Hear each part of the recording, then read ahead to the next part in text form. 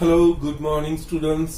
Yes, આપણે જાણીએ છીએ પ્રમાણે ફર્સ્ટ ચેપ્ટરમાં આપણે જે છેલ્લો ટોપિક છે એ ગયા વખતે આપણે સ્ટાર્ટ કર્યો હતો. દેટ મીન્સ યોગગણ અને છેદગણ અને તફાવત ગણ, એના પર આધારિત વ્યવહારિક કૂટ પ્રશ્નો. ઓકે, એનામાં અમુક આપણે દાખલાઓ જોયા પણ હતા અને મેં તમને સ્વાધ્યાય 1.6 ના દાખલા કરવાના પણ કીધા હતા. ઓકે, યસ, એના પ્રમાણે તમારે કરી લેવાનું છે. ને હજુ પણ કોઈ મને હોમવર્ક સબમિટ કરાવતું નથી. મહેરબાની કરીને તમે બધા જ હોમવર્ક સબમિટ કરાવો, નહીં તો હું મારે ઇન્ડિવિજ્યુઅલી બધાને વાત કરવી પડશે. Okay, so please do that thing. સાથે સાથે આ વસ્તુ કરતા જાઓ મહેરબાની કરીને. ઓકે, નાવ હવે એનામાં મારે બીજા એક બે દાખલા બતાવવાના છે. એમાં આપણે જે ભણી ગયા છે સૂત્રો એ જ આપણે એ યોગ બી માં ઘટકોની સંખ્યા, એ યોગ બી યોગ સી માં ઘટકોની સંખ્યા, એ માઇનસ બી એટલે કે એ છેદ બી ડેશ માં ઘટકોની સંખ્યા, એ રીતે આપણે અલગ અલગ વસ્તુ એ ડેશ માં ઘટકોની સંખ્યા, એ યોગ બી ડેશ માં ઘટકોની સંખ્યા, આ બધી જ વસ્તુઓના મેં સૂત્રો મેં તમને બધાને બતાવ્યા છે. ઓકે, યસ, એના પરથી આપણે અહીંયા દાખલા શરૂઆત કરીએ. તો જસ્ટ હું પહેલા દાખલાની રકમ અહીંયા વાંચું છું. એક શાળામાં 400 વિદ્યાર્થીઓની મોજણી કરી. મોજણી કરીને મતલબ સર્વે કર્યો. ઓકે, 100 વિદ્યાર્થી સફરજનનો રસ પીએ છે, 150 નારંગીનો રસ પીએ છે અને 75 વિદ્યાર્થીઓ સફરજન તેમજ નારંગી બંનેનો રસ પીએ છે. કેટલા વિદ્યાર્થીઓ સફરજન અને નારંગી પૈકી એક પણનો રસ પીતા નથી? ઓકે, નાવ અહીંયા આપણે સમજીએ તો જસ આ દાખલો ગણનો જ છે.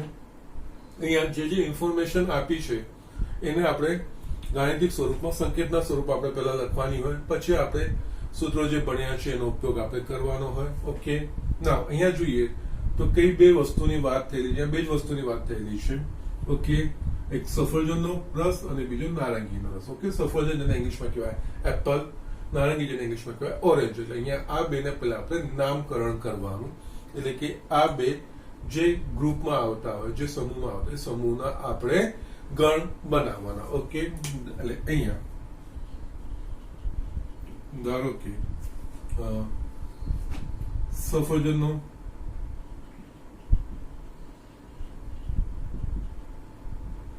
રસ પીતા વિદ્યાર્થીઓનું ગણ એ તથા નારંગીનો રસ પીતા વિદ્યાર્થીઓનું ગણ ઓ છે. ઓકે, ઓરેન્જ તમે એવું યસ જે પ્રમાણે આપેલું ને એ પ્રમાણેના ઇંગ્લિશ નામકરણ પ્રમાણે તમે અહીંયા એ અને બી લેશો તો મને કોઈ પ્રોબ્લેમ નથી. ઓકે, જનરલી હું જે વસ્તુ આપણને દાખલામાં આપી રહ્યો એના પ્રમાણેના હું ગણના નામ આપતો, જેનાથી આપણે સરળતા રહે ને ડાયરેક્ટ આપણે ઓળખી શકીએ. ઓકે, ના હવે અહીંયા છે ને જે આ દાખલામાં લખ્યો છે એ દાખલામાં જે સમજવાનું છે એ એક શાળા 400 વિદ્યાર્થીઓની મોજણી કરી. 100 વિદ્યાર્થીઓ સફરજનનો, 150 નારંગીનો, 75 બંને. ઓકે, અહીંયા છે ને એવું મેન્શન નથી કરેલું કે બધા વિદ્યાર્થીઓ આ 400 વિદ્યાર્થી પૈકી બધા જ વિદ્યાર્થીઓ બંનેમાંથી ઓછામાં ઓછો એક રસ પીએ છે એવું આપેલું નથી. અમુક વિદ્યાર્થીઓ હશે 400માં જે સફરજનની રસ પીતા નહીં હોય, નારંગીનો પણ એવો પણ હોઈ શકે. એટલે અહીંયા જે 400 વિદ્યાર્થીઓ અહીંયા આપ્યા છે ને એ 400 વિદ્યાર્થી એ આ બેનો યોગની ઘટકોની સંખ્યા નહીં થાય, પરંતુ અહીંયા 400 વિદ્યાર્થી એટલે આ શાળાના 400 એટલે કે આ સાર્વત્રિક ગણના ઘટકો થશે. જો અહીંયા સમજવાનું છે આ વસ્તુ, અત્યાર સુધી આપણે દાખલામાં જો આવી રીતે આપતા હતા તો આપણને કહેતા બે પૈકી ઓછામાં ઓછું એક તો એ લોકોનો પસંદ કરે છે કે એ વસ્તુ રમે છે કે એવું આપણને આપતા હતા. જ્યારે અહીંયા આ એક્ઝામ્પલમાં ક્યાંય એવું આપેલું નથી કે બે પૈકી ઓછામાં ઓછો એક રસ દરેક વિદ્યાર્થી પીએ જ છે, એવું આપણને આપ્યું નથી. એટલે આજે 400 વિદ્યાર્થીઓ થશે, 400 વિદ્યાર્થીઓ આ બેનો યોગ નહીં થાય, પરંતુ આ બેના આ એ સાર્વત્રિક ગણના ઘટકો તરીકે કામ કરશે. ઓકે, હવે અહીંયા લખતા જઈએ તો અહીંયા યસ આ લખાશે n ઓફ યુ. અહીંયા n ઓફ યુ લખવાનું કારણ કે અહીંયા આપણને એવી શરત નથી આપેલી કે બે પૈકી ઓછામાં ઓછો એક રસ દરેક વિદ્યાર્થી પીએ છે, એવું આપણને આપ્યું નથી. એટલે અમુક હશે કે જે આ બધામાં યોગમાં ના પણ આવતા હોય, એટલે કે નારંગીનો રસ અને સફરજનનો રસ પીતા ના પણ હોય. અહીંયા એન ઓફ યુ બરાબર થશે 400. 100 વિદ્યાર્થી સફરજનનો રસ પીએ છે, એટલે કે સફરજનનો રસ પીતા વિદ્યાર્થીનો ગણ એ છે, એટલે ગણ એ માં ઘટકોની સંખ્યા એન ઓફ એ બરાબર 100 થશે. 150 નારંગીનો રસ પીએ છે, એટલે કે ઓરેન્જ જ્યુસ પીતા વિદ્યાર્થીઓ 150, એટલે એને આપણે ગણ ઓ કીધો છે, એટલે ગણ ઓ માં ઘટકોની સંખ્યા 150. એના સિવાય 75 વિદ્યાર્થીઓ સફરજન તેમજ નારંગી બંનેનો રસ પીએ છે. યસ, મેં તમને કીધું હતું કે અથવા શબ્દ એ યોગ તરફ યોગનું સૂચન કરે અને અથવા તેમજ શબ્દ અને તેમજ શબ્દ એ છેદ ક્રિયાઓનું સૂચન કરે. 75 વિદ્યાર્થીઓ સફરજન બંને રસ પીએ છે, બંને, એનો મતલબ આ છેદ ગણ થયો. એન ઓફ એ છેદ ઓ બરાબર 75 વિદ્યાર્થીઓ આપેલા છે. ઓકે, નાઉ હવે જે વસ્તુ શોધવાની છે એ અહીંયા કેટલા વિદ્યાર્થીઓ સફરજન અને નારંગી પૈકી એક પણ રસ પીતા નથી. કેટલા વિદ્યાર્થીઓ સફરજન અને નારંગી, એટલે કે સફરજનનો રસ પણ પીતા નથી અને નારંગીનો રસ પણ પીતા નથી. જો અહીંયા શબ્દ સફરજનનો રસ પીતા નથી અને નારંગીનો પણ રસ પીતા નથી, હવે અહીંયા શું થશે?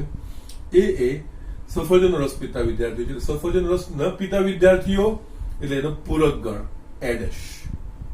એ જ રીતે નારંગીનો રસ પીતા વિદ્યાર્થીઓ ઓ, તો નારંગીનો રસ ન પીતા વિદ્યાર્થીઓ એટલે કે ઓ નો પૂરક ગણ ઓ ડેશ.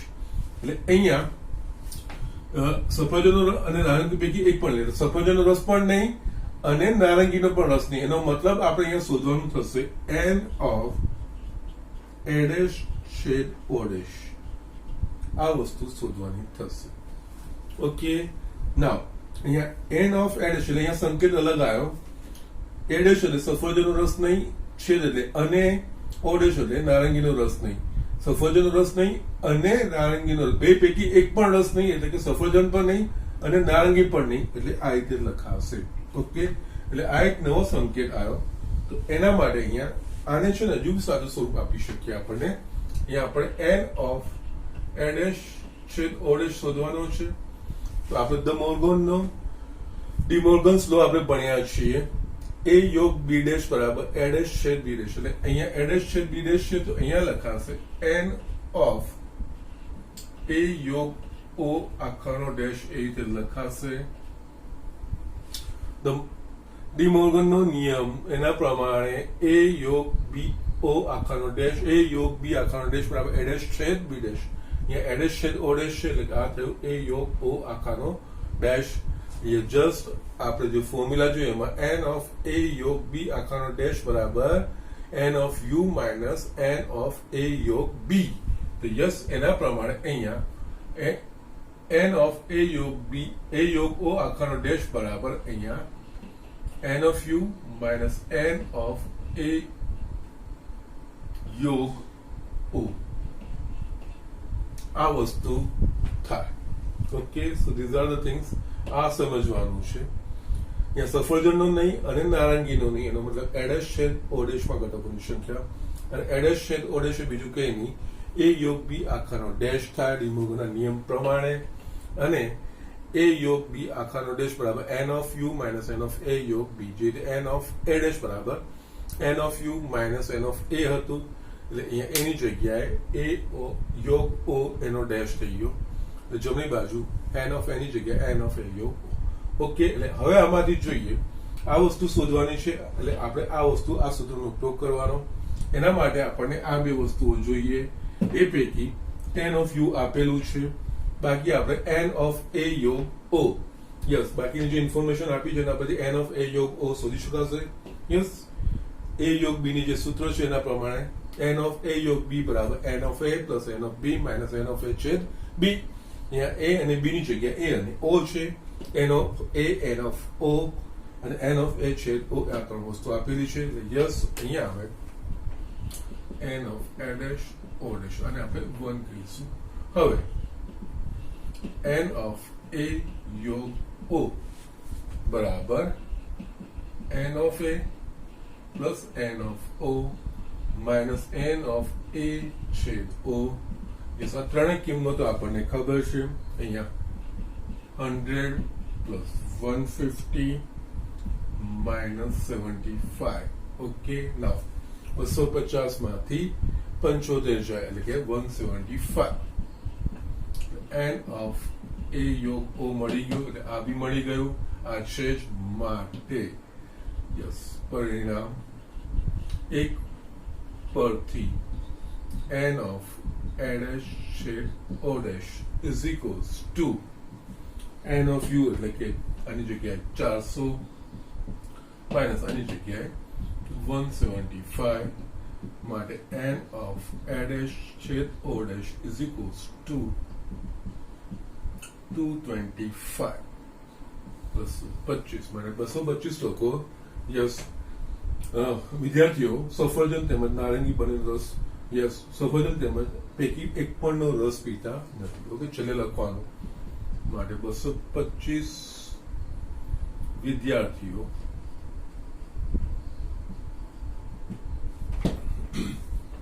સફરજન અને નારંગી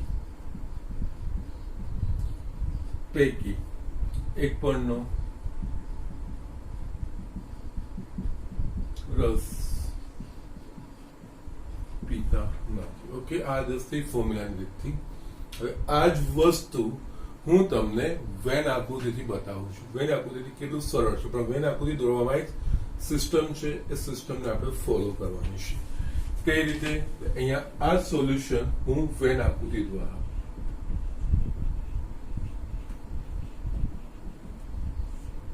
યસ અહીંયા આપણે આ સાર્વત્રિક ગણ યુ. ઓકે, નાઉ જે ઇન્ફોર્મેશન આપેલી છે એ વસ્તુ આપણે જોઈએ. તો અહીંયા બે ગણ છે એ અને ઓ. આપણે આમાં દોરીશું ગણ એ ગણ ઓ. યસ, હવે શરૂઆત કેવી રીતે કરવાની? તો વેન આકૃતિમાં શરૂઆત કરવાની, આ બેનો છેદ હોય ને ત્યાંથી શરૂઆત કરવાની.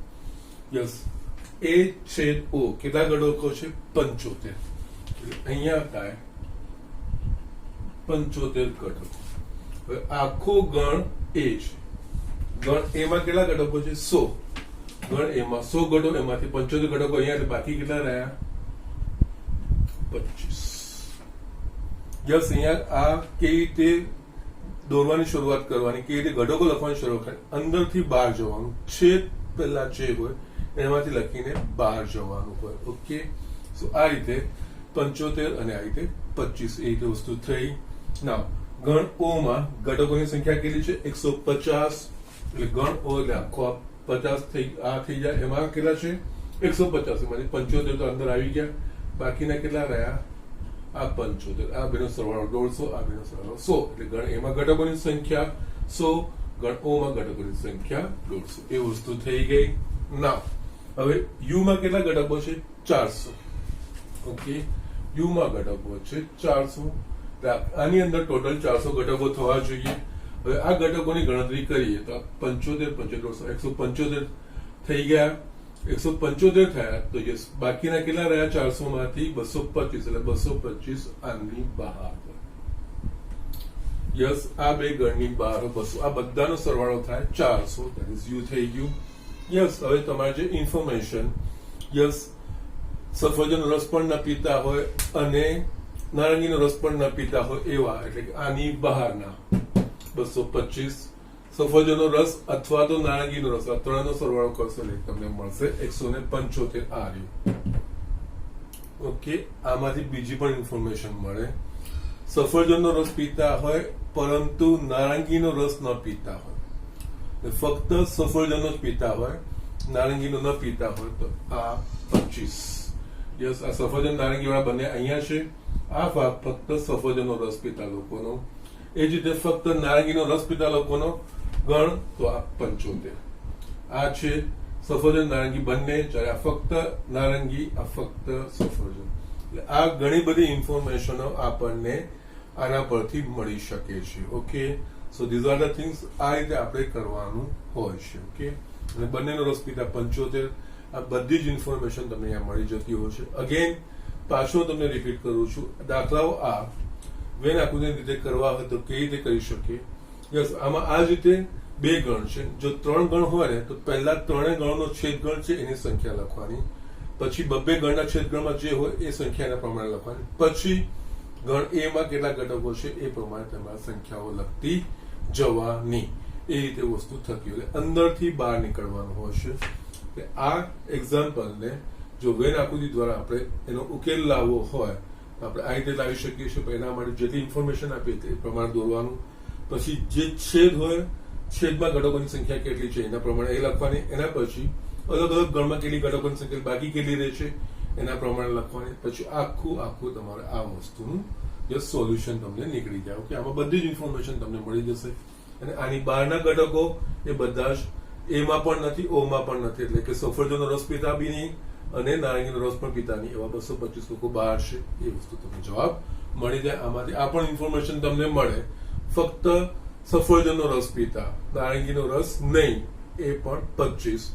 એ જ રીતે ફક્ત ઓરેન્જ એટલે કે નારંગીનો રસ અને સફરજનનો રસ નહીં પીતા, એ 75. એ પણ ઇન્ફોર્મેશન મળી જાય. ઓકે, એટલે ઘણી બધી ઇન્ફોર્મેશન તમને વેન આકૃતિ પરથી મળી જતી છે. ગમે તેવી હોય તમે એમાંથી શોધી શકતા હોય છો. ઓકે, સો જસ્ટ આ રીતે આ દાખલો લખી લો. બીજો એક આના પછી દાખલો બતાવું છું. એ ખૂબ જ મહત્વનો દાખલો છે. ઓકે, સમજવાનો છે, ખૂબ જ મહત્વનો છે. યસ સ્ટુડન્ટ્સ, મેં અહીંયા એક બીજો એક્ઝામ્પલ લખ્યો છે. ઓકે, ચામડીની વ્યાધિવાળી 200 વ્યક્તિઓ છે.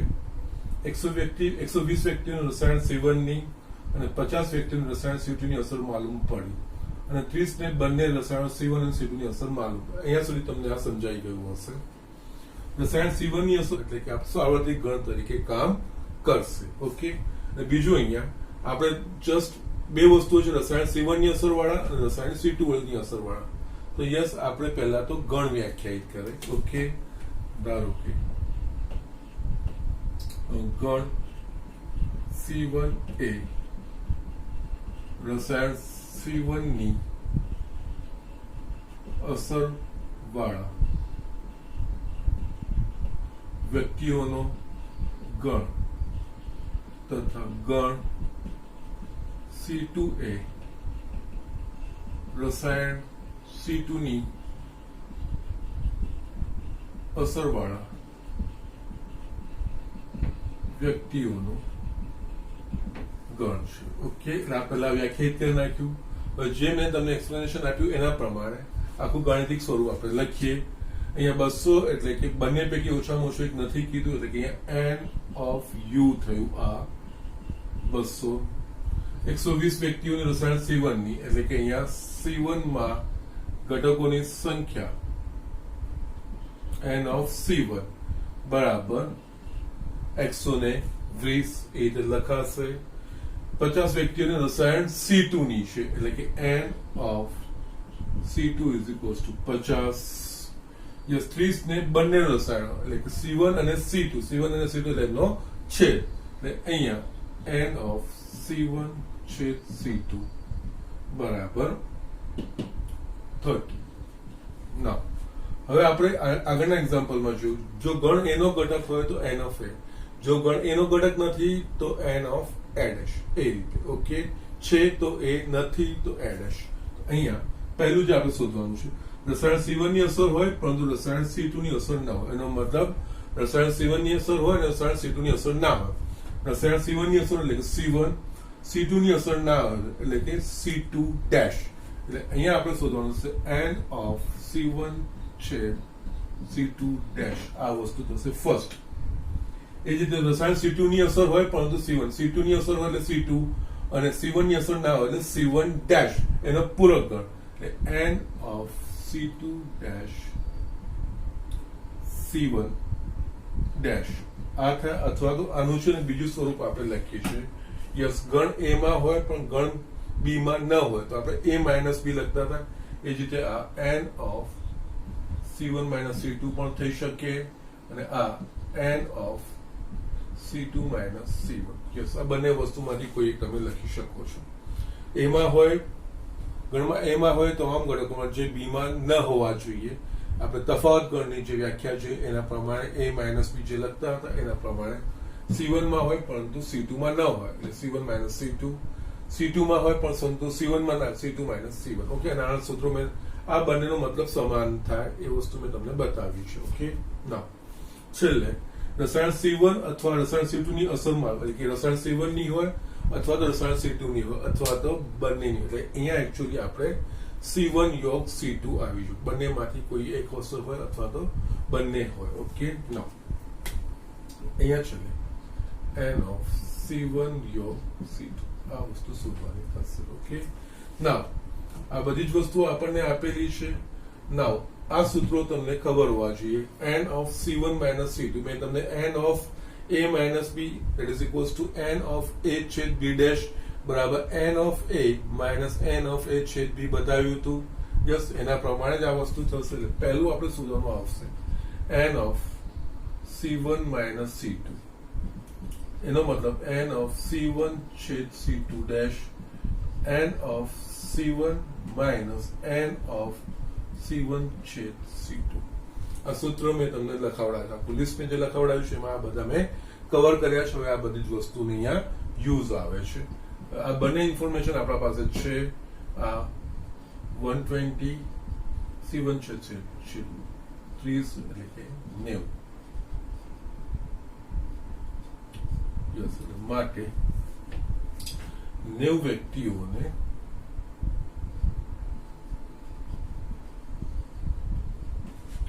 રસાયણ C1 ની અસર હોય પરંતુ રસાયણ C2 ની અસર ન હોય. ઓકે, એ જ રીતે બાકીના પણ શોધી લેવાશે. નેક્સ્ટ આપણે શોધવાની C2 ની અસર હોય પરંતુ C1 ની ના હોય એટલે કે n of C2 minus C1 n of C2 છેદ C1 dash એટલે કે n of C2 minus n of C1 છેદ C2. Yes, n of C2 શું છે આપણા પાસે 50 minus 30 બરાબર 20 n of C2 minus C1. Okay, એટલે કે 20 વ્યક્તિઓને રસાયણ C2 ની અસર હોય પરંતુ રસાયણ C1 ની અસર ન હોય માટે 20 વ્યક્તિઓને રસાયણ C2 ની અસર હોય પરંતુ રસાયણ C1 ની અસર ન હોય. ઓકે, નાઉ લાસ્ટ એ તો એકદમ ઇઝી છે. C1 અથવા C2 અથવા એ યોગ સૂચવે છે અને એ છેદ સૂચવે છે. અહીંયા n of C1 યોગ C2 એનો અર્થ n of C1 plus n of C2 minus n of C1 છેદ C2.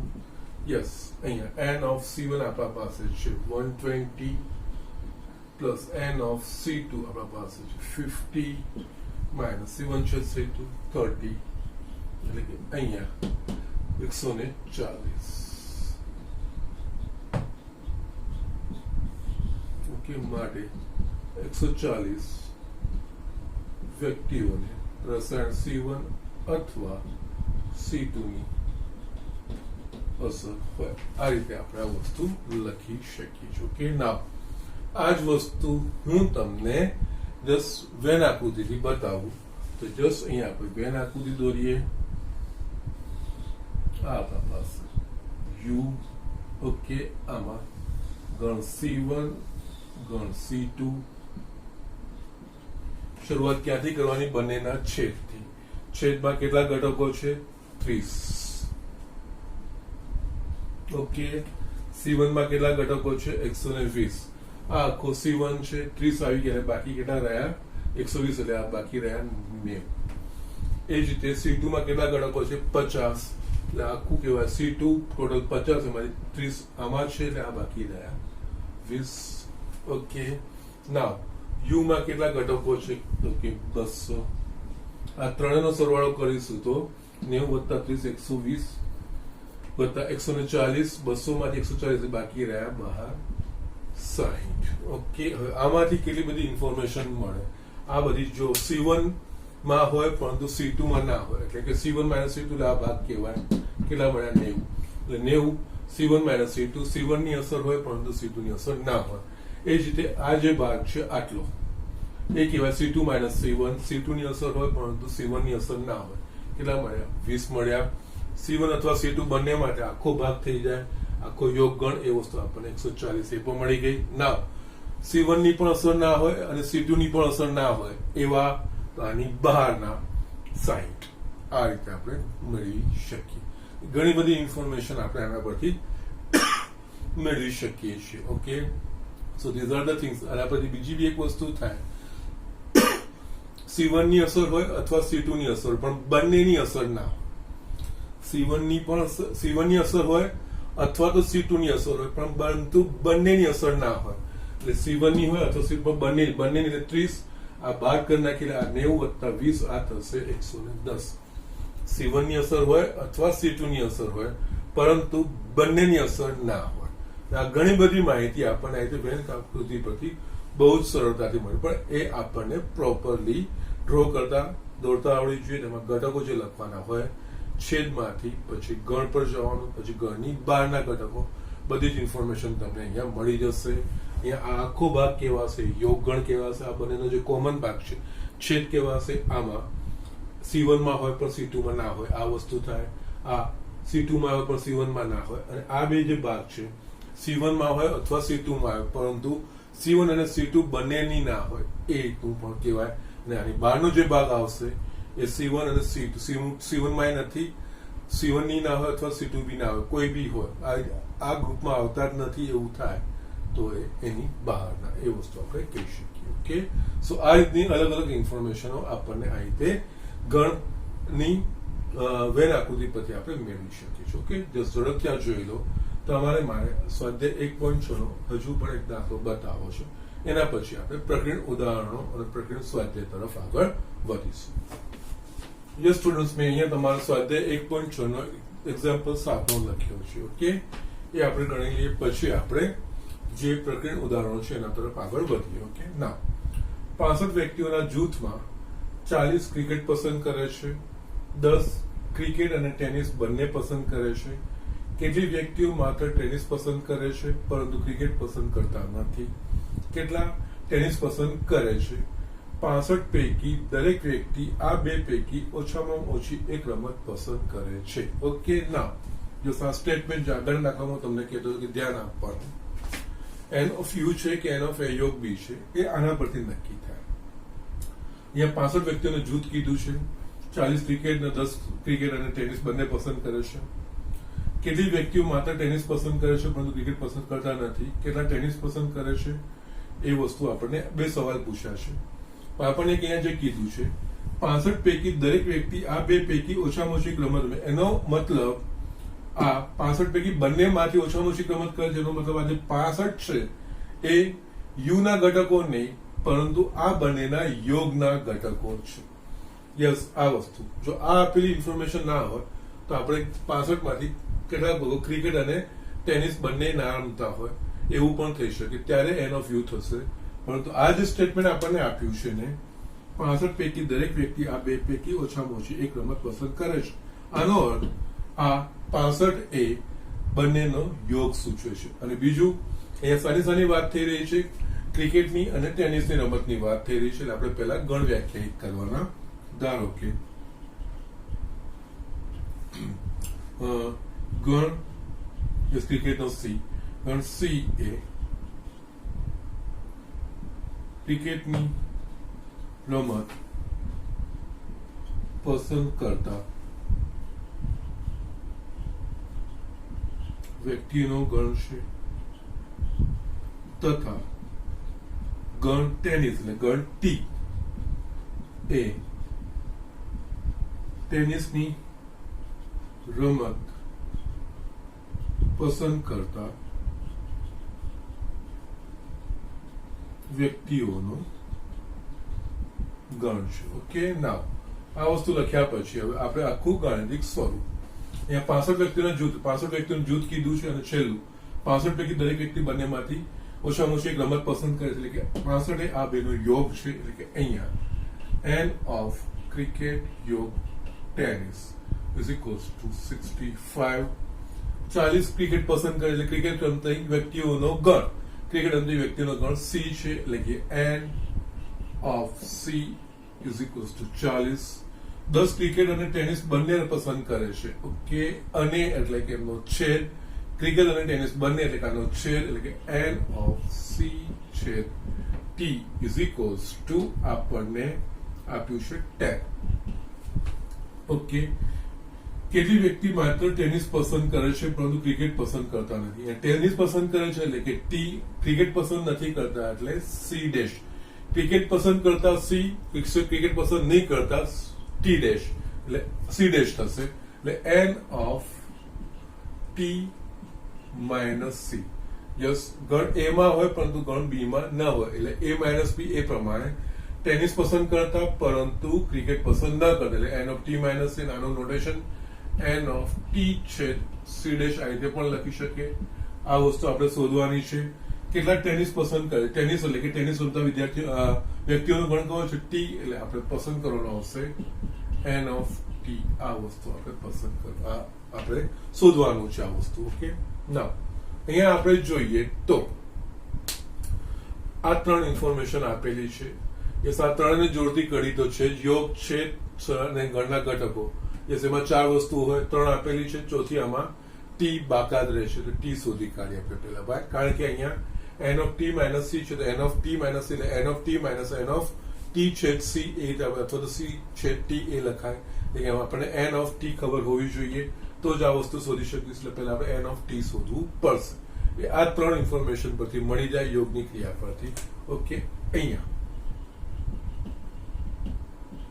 n of c યોગ t is equals to n of c plus n of t minus n of c છેદ t yes જે માહિતી આપેલી છે આપણે લખીએ તો n of c યોગ t આપણને 65 આપેલું છે n of c 40 આપેલું છે યસ આ આપણને ખબર નથી એટલે n of t માઇનસ બંનેનો છેદ 10 આપણને આપેલું છે માટે અહીંયા 65 is equals to 30 plus n of t yes n of t શોધવાની છે કરતા બનાવીએ 30 આપણે આ બાજુ લઈ જઈએ તો n of t is equals to 65 minus 30 but n of t is equals to 35 માટે ટેનિસ ઓકે 35 વ્યક્તિઓ ટેનિસ રમત પસંદ કરે છે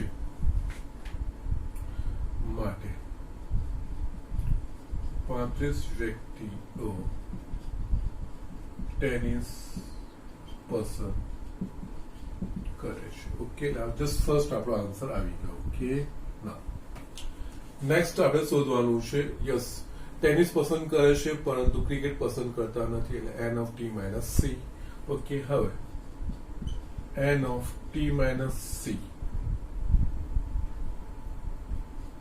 that is nothing but n of t છેદ c dash એના બરાબર n of t minus n of t છેદ c યસ t છેદ c કે c છેદ t ક્રમનું નિયમનું પાલન થાય આ c છેદ t પણ લખાય અને t છેદ c એ જ વસ્તુ એ સમાન જ થાય n of t કેટલું શોધીએ આપણે 35 t છેદ c કેટલું છે અહીંયા 10 એટલે કે 25 n of t minus c 25 છેલ્લે આપણે જવાબ કન્ક્લુઝન લખવાનું માટે યસ 25 વ્યક્તિઓ ટેનિસ પસંદ કરે છે પરંતુ ક્રિકેટ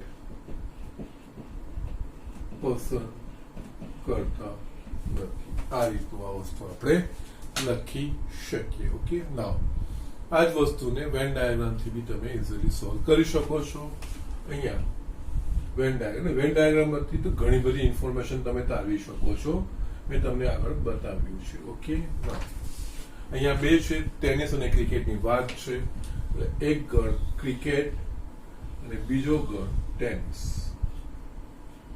શરૂઆત ક્યાંથી કરવાની છેદથી છેદ કેટલા છે 10 એટલે આમાં આ છેદ કહેવાય 10 ઓકે, એના સિવાય શું આપ્યું છે? સી માં કેટલા ઘટકો? 40. આ આખો સી કહેવાય. સી માં 40, એમાં 10 આવી ગયા, બાકી રહ્યા 30. એના સિવાય જે બાકી ઇન્ફોર્મેશન રહેશે એ. એના સિવાય આપણને આપ્યું છે યોગ. યોગ એટલે કે આ આખા 1 2 3 ત્રણેયનો સરવાળો યોગ કહેવાય. અહીંયા 30 વત્તા 10 40 છે. યોગ કેટલો આપ્યો છે? 5. એટલે બાકી કેટલા રહ્યા? 25. એટલે આ વસ્તુ આવી ગઈ 25. ઓકે, અને અહીંયા યુ તો છે જ નહીં, અહીંયા યોગની જ વાત છે, એટલે અહીંયા યુ માં બીજું કઈ લખવાની વાત આવશે નહીં. યસ, એટલે આના પરથી તમારી ઇન્ફોર્મેશન યસ ટી માં એટલે કે ટેનિસ રમતા વ્યક્તિઓનો ગણ, એટલે ટેનિસ રમતા વ્યક્તિઓનો ગણ આ આવ્યો 25 વત્તા 10 35. તમારો જવાબ. ટેનિસ પસંદ કરે પરંતુ ક્રિકેટ પસંદ ના કરે, એટલે ટેનિસ પસંદ કરે પરંતુ ક્રિકેટ વાળા બહાર કરી નાખીએ, એટલે અહીંયા ટેનિસ માં જેટલા બી છે એમાં ક્રિકેટ પસંદ કરવાના બહાર કાઢી ફક્ત ટેનિસને પસંદ કરવા વાળા, એટલે કે આ 25 થઈ જશે. એ જ રીતે આ તમારો જવાબ પણ છે અહીંયા. અને જો તમને ફક્ત ક્રિકેટ પસંદ કરે, એટલે ક્રિકેટ પસંદ કરે પરંતુ ટેનિસ પસંદ ના કરતા, એવા 30 થઈ જશે. એ રીતે આપણે લખી શકીએ ક્રિકેટ અથવા ટેનિસ પસંદ કરે પરંતુ બંને પસંદ ના કરે, તો 30 વત્તા 25 55. ક્રિકેટ અથવા ટેનિસ બંનેમાંથી કોઈ એક પસંદ કરે પરંતુ બંને પસંદ ના કરે, સી અથવા ટી, પરંતુ સી અને ટી બંને નહીં, તો 30 વત્તા 25 55. આ રીતની ઇન્ફોર્મેશન તમે બધી કાઢી શકો છો વેન આકૃતિઓ પરથી. ઓકે, સો જસ્ટ આ રીતના દાખલા આપણે કરવાના છે. આ લખી લો. હું તમને 1 2 3 શક્ય એટલા તમને હું જે હવે પ્રક્રિયાના ઉદાહરણ છે એ બતાવું છું. સ્વાધ્યાય 1.6 ના બાકીના દાખલા તમારે ગણી લેવાના છે. Okay, fine. યસ સ્ટુડન્ટ, મેં એક અહીંયા દાખલો લખ્યો છે. એકચ્યુઅલી આ કન્સેપ્ચ્યુઅલ બેઝિક્સ દાખલા છે. એટલે આપણે યોગ ગણ, છેદ ગણ અને તફાવત ગણ એ બધાની જે વ્યાખ્યાઓ છે એના પર આધારિત દાખલાઓ છે, એનો આપણે ઉપયોગ કરવાનો હોય. અહીંયા સાબિત કરો કે જો a યોગ b બરાબર a છેદ b હોય તો a બરાબર b. એનો મતલબ કે આ વસ્તુ આપણને આપેલી છે, a યોગ b બરાબર a છેદ b એવી વસ્તુ આપેલી છે. એના પરથી આપણે a બરાબર b એવું સાબિત કરવાનું છે. ઓકે, ના જયારે બી સાબિત કરવાના દાખલામાં તમારે આ વસ્તુ આવે ને કે બે ગણો a બરાબર b અથવા b બરાબર c, કોઈ પણ બે ગણો બાદ સાબિત કરવાના જનરલી આવે ને, ત્યારે આપણે શું સાબિત કરવાનું? આપણે એ સાબિત કરવાનું જો a ઉપગણ b અને b ઉપગણ a એવું સાબિત કરી દઈએ તો a બરાબર b. કારણ કે સમાન ગણની જે આપણે વ્યાખ્યા છે એના પ્રમાણે જો ગણ a નો પ્રત્યેક ઘટક એ ગણ b નો પણ સભ્ય હોય અને ગણ b નો પ્રત્યેક ઘટક એ ગણ a નો પણ સભ્ય, એટલે એનો અર્થ ગણ a નો પ્રત્યેક ઘટક એ ગણ b નો પણ સભ્ય, એનો મતલબ a ઉપગણ b, અને ગણ b નો પ્રત્યેક ઘટક એ ગણ a નો પણ સભ્ય, એટલે કે b ઉપગણ a, તો a અને b સમાન ગણો કહેવાય. એટલે અહીંયા a બરાબર b આપણે સાબિત કરવું ત્યારે આપણે a ઉપગણ b અને b ઉપગણ a એવું સાબિત કરી દઈએ. તો એના પરથી આપણે જો a ઉપગણ b અને b ઉપગણ a છે તો એ ત્યારે જ શક્ય બને કે જ્યારે બંને સમાન ગણો. એટલે જ્યારે આ રીતે બરાબર સાબિત કરવાના હોય બે ગણ, ત્યારે આપણે આ વસ્તુથી ઉપયોગ કરવાનો હોય. ઓકે, ના અહીંયા આ વસ્તુ અને એમાં આ વસ્તુનો આપણે ઉપયોગ કરવાનો. અને એના પહેલા અહીંયા હું એક નોટ લખું છું. જે આપણે a ઉપગણ b મારે સાબિત કરવું છે તો મારે શું બતાવવું પડે, b ઉપગણ a સાબિત કરવું શું બતાવવું પડે, અને a બરાબર b સાબિત કરવું તો શું બતાવવું પડે. ઓકે, ના એટલે એના માટે હું જસ્ટ નોટ લખું છું. જો a ઉપગણ b સાબિત કરવું હોય તો આપણે નીચે પ્રમાણે બતાવવું પડે. એટલે કે ધારો કે x belongs to a, તો x belongs to b. આવ x belongs to a લઈ લેવાનું, એના પરથી આપણે x belongs to b પણ છે એવું આપણે સાબિત કરીએ તો આપણે લખી શકીએ a ઉપગણ b. કારણ કે પ્રત્યેક x belongs to a હોય અને એના પરથી જસ્ટ આ જે શરતો આપેલી શરતોનો ઉપયોગ કરીને આપણે x એ b નો પણ સભ્ય છે એવું બતાવી દઈએ. એટલે કે આ થતું હોય તો આ, તો a ઉપગણ b એવું બતાવી શકીએ. એ જ પ્રમાણે b ઉપગણ a માટે ધારો કે x belongs to b, ત્યારે તો કરતા ત્યારે લખો ત્યારે x belongs to a તો b ઉપકરણ a આ વસ્તુ લઈ લેવાની પછી જે શરત આપેલી શરતનો ઉપયોગ કરીને આપણે આ વસ્તુ બતાવી દઈએ તો b ઉપકરણ c એવું આપણે લખી શકીએ અને બીજું જો a બરાબર b સાબિત કરવું હોય તો a ઉપકરણ b અને b ઉપકરણ a દ્વિપ્રેરણ a બરાબર b એટલે આપણે a બરાબર b સાબિત કરવું તો a ઉપકરણ b આ લોજિક પ્રમાણે અને b ઉપકરણ એ આના પ્રમાણે જો આ બંને વસ્તુ સાબિત કરી દે કે a ઉપકરણ b છે અને b ઉપકરણ a છે તો એ આ વસ્તુ ત્યારે જ શક્ય બને કે જ્યારે બંને સમાન ગણો હોય આ જનરલી આ દાખલામાં આપણે આ વસ્તુ ફોલો કરવાની હોય છે ઓકે નાઉ હવે હું એક્ઝામ્પલ સ્ટાર્ટ કરીશ આ જસ્ટ વસ્તુ તમારી ઇન્ફોર્મેશન માટે લખી જ્યારે સાબિત કરવાનો દાખલા હોય ત્યારે આપણે આ રીતે એપ્રોચ કરવાનો હોય ઓકે નાઉ અહીંયા a બરાબર b સાબિત કરવાનું છે અને આ શરતનો મારે ઉપયોગ કરવાનો છે ઓકે નાઉ એટલે પહેલા હું a ઉપકરણ b સાબિત કરીશ a ઉપકરણ b માટે ધારો કે x belongs to a એટલે x એ a નો ઘટક છે આના પરથી આ શરતનો ઉપયોગ કરીને x એ b નો પણ ઘટક છે એવું મારે બતાવવાનું છે એટલે અહીંયા માટે x belongs to a યોગ b બરાબર a છેદ b કીધું છે માટે આપણે લખી શકીએ x belongs to a યોગ b જો x એ નો ઘટક હોય તો x એ યોગ b નો પણ ઘટક હોય કારણ કે a યોગ b એટલે a માં હોય અથવા b માં હોય તમામ ઘટકો એટલે કે a યોગ b માં એના ઘટકો હશે જ તો x belongs to a છે તો x belongs to a યોગ b પણ લખી શકીએ ના હવે આપણને આ શરત આપેલી છે a યોગ b બરાબર a છેદ b એવી શરત આપેલી છે તો અહીંયા આપણે x belongs to a છેદ b એવું લખી શકીએ કારણ કે a યોગ b બરાબર a છેદ b આપેલ છે નાઉ x belongs to a છેદ b નો અર્થ શું થાય x belongs to a અને x belongs to b yes a છેદ b એટલે a માં પણ હોય અને b માં પણ બંનેમાં જે સામાન્ય ઘટક હોય એવા ઓકે એટલે અહીંયા આના પરથી એટલે મેં તમને કીધું કે તમારે યોગ છે તફાવત ગણની જે બેઝિક વ્યાખ્યાઓ છે એનું અહીંયા તમારે જસ્ટ ગાણિતિક રીતે પુનરાવર્તન કરીને લખવાનું છે અને એના શબ્દોના અર્થ આપણે સમજવાના છે અહીંયા x belongs to a છેદ b એટલે કે x belongs to a અને x belongs to b yes આપણે શરૂઆત શું કરી હતી x belongs to a સાબિત શું કર્યું x belongs to b કર્યું x belongs to a ત્યારે x belongs to b તો a ઉપગણ b એવું કહેવાય જસ્ટ આપણે ઉપગણમાં પણ જ્યારે આપણે બીજી રીતે લખવાની કીધું તો ત્યારે આપણે આ રીતનું સ્ટેટમેન્ટ લખ્યું હતું એનો અહીંયા સાબિતીનો ઉપયોગ થાય ઓકે અહીંયા x belongs to a ત્યારે x belongs to b માટે a ઉપગણ b અને આપણે પરિણામ એક કેસ હવે એ જ રીતે આપણે બી પરથી જોઈએ એ જ રીતે